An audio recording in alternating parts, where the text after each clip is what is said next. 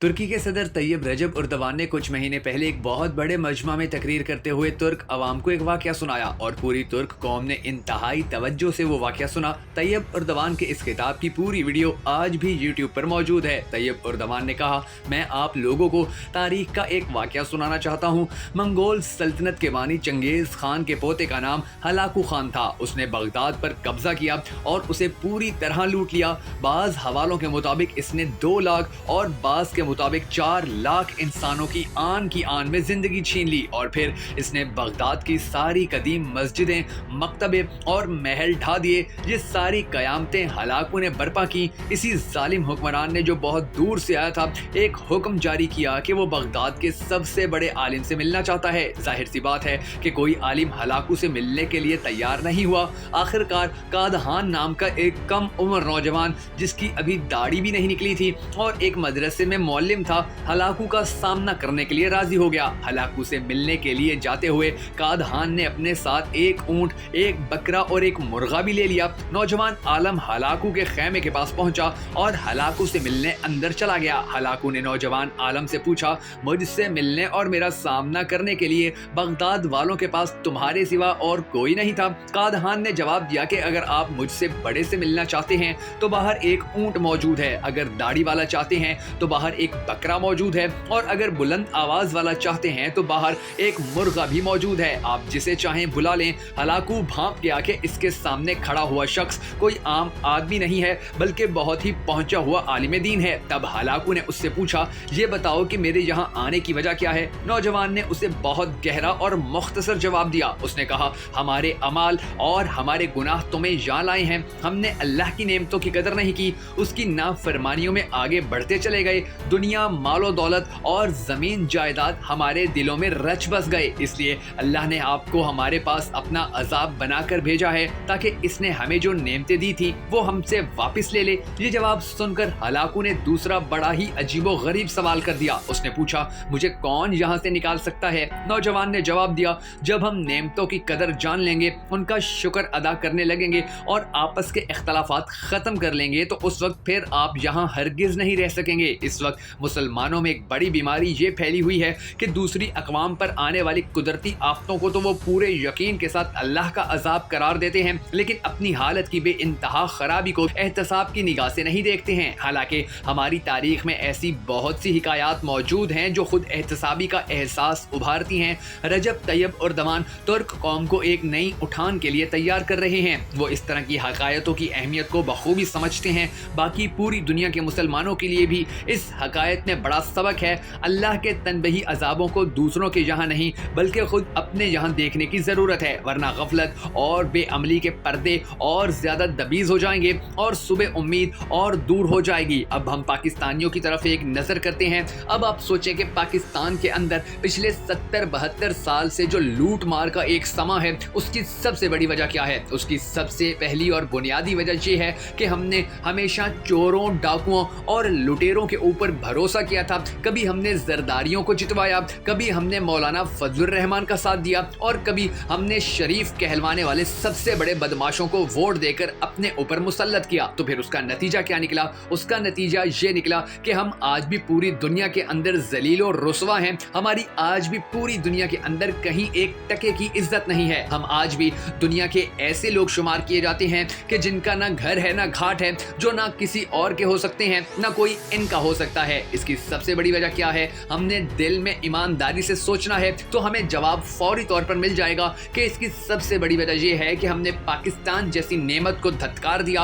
हमने पाकिस्तान जैसी नेमत को उस वक्त भी इस्तेमाल करने से इनकार किया कि जब ये नेमत हमारी आने वाली नस्लों का मुस्तकबिल रोशन कर सकती थी। हमने पाकिस्तान के अंदर उन चोरों और डाकुओं को अपने ऊपर मुसल्लत किया कि जो जीरोपति से करोड़पति हो गए और पाकिस्तान की करोड़पति अवाम रोडपति हो गई। अगर हम आज अपने अंदर झांकें तो हमें पता चलेगा कि बेशक हम अपनी बुराइयों की वजह से बहुत सी आजमाइशों में मुब्तला हैं, मगर क्या ये बीमारियां, मगर क्या ये जल्जले और क्या तूफान, ये सब एक तरफ, ये सब कुदरती आफात कहला भी लें तो क्या ये जो महंगाई है, क्या आज हमारे बच्चे जो भूखे सोने पर मजबूर हैं, क्या आज पाकिस्तान के वालिदैन जो अपने बच्चों का दूध और रोटी पूरी नहीं कर पा रहे हैं, क्या आज पाकिस्तान के अंदर जो बिजली की कमी है, क्या आज पाकिस्तान پاکستان کے اندر جو گیس کی کمی ہے، کیا یہ سب بھی وہی چیزیں ہیں کہ جن کو قدرتی آفات کے اندر شمار کیا جا سکتا ہے؟ نہیں، ہرگز نہیں اور کبھی بھی نہیں، کیونکہ یہ سب صرف اور صرف اس لیے ہو رہا ہے کہ ہم لوگوں نے ہمیشہ اپنے اوپر چوروں ڈاکوؤں کو مسلط دیکھ کر خاموشی اختیار کی اور ہمیشہ ان کی غلامی کو منظور کیا تھا۔ آج پاکستان کے لیے ایک ایسا وقت ہے کہ جیسا ترکی کے لیے ہے۔ اب ترک قوم اپنے صدر طیب اردوان کے ساتھ مل کر سلطنت عثمانیہ بحال کرنے کے لیے پوری طرح تیار ہو چکی ہے۔ دوسری طرف پاکستانی قوم بھی اب عمران خان کے نام کے اوپر متحد اور یکجا ہو چکی ہے اور سب یہی کوشش کر رہے ہیں کہ پاکستان کے اندر بھی ایک ایسا پرامن انقلاب آئے کہ جیسا ترکی کے اندر آیا تھا اور پاکستان کے حالات بھی بہتر ہونا شروع ہو جائیں۔ آپ کو یاد ہوگا کہ جب ترکی کے اندر بغاوت ہوئی اور طیب اردوان کو حکومت سے ہٹانے کی ایک سازش کی گئی تو پورے ملک کے ترک عوام سڑکوں کے اوپر نکل آئی تھی، جبکہ دوسری جانب ہم دیکھتے ہیں کہ پاکستان کے اندر لاہور میں جب عمران خان کی پیشی ہوتی ہے، اسلام آباد کی عدالتیں جب عمران خان کو بلاتی ہیں تو سڑکیں بھر جاتی ہیں، عدالتوں میں تل دھرنے کی جگہ نہیں رہتی ہے اور ہر جگہ پاکستان تحریک انصاف کے حق میں اور عمران خان زندہ باد کے نعرے سنائی پڑتے ہیں۔ یعنی کہ اب پاکستانی قوم بھی الحمدللہ ترکی کی قوم کی طرح سامنے آ چکی ہے اور اپنے انقلاب کے لیے راستہ صاف کر رہی ہے۔ ہمیں دعا کرنی ہے کہ اللہ تبارک و تعالی پاکستان اور ترکی دونوں ممالک کی اقوام کی ہمیشہ حفاظت فرمائے۔ اگر آپ بھی ترکی کی عوام اور پاکستان کے لوگوں کے لیے ہونے والی اس دعا میں شامل ہونا چاہیں تو کمنٹ سیکشن کے اندر آمین ضرور لکھیے گا، کیونکہ مومن کا سب سے بڑا ہتھیار دعا ہوتی ہے اور ہم جب اپنے مسلمان بھائیوں کے لیے دعا کرتے ہیں تو یقینی طور پر وہ دعا پھر ہمارے لیے بھی قبول ہوتی ہے۔ اب ہمیں سوچنا ہوگا، اب ہمیں دیکھنا ہوگا، اب ہمیں کھڑا ہونا ہوگا، ورنہ یقین جانیے کہ جس طرح ترک عوام نے اپنے روشن مستقبل کے لیے فیصلہ کیا تھا، اگر ہم نے اپنے روشن مستقبل کے لیے عمران خان کا ساتھ دینے کا فیصلہ آج بھی نہ کیا تو پھر ہماری آنے والی نسلیں بدترین گہرائیوں میں اور ایسی گہرائیاں کہ جو اندھیرے سے بھری ہوں گی، جو جہالت سے اٹی ہوں گی، ان میں جا گریں گی۔ جبکہ ترک عوام صرف ایک بار اپنے صدر کے ساتھ کھڑی ہوئی اور آج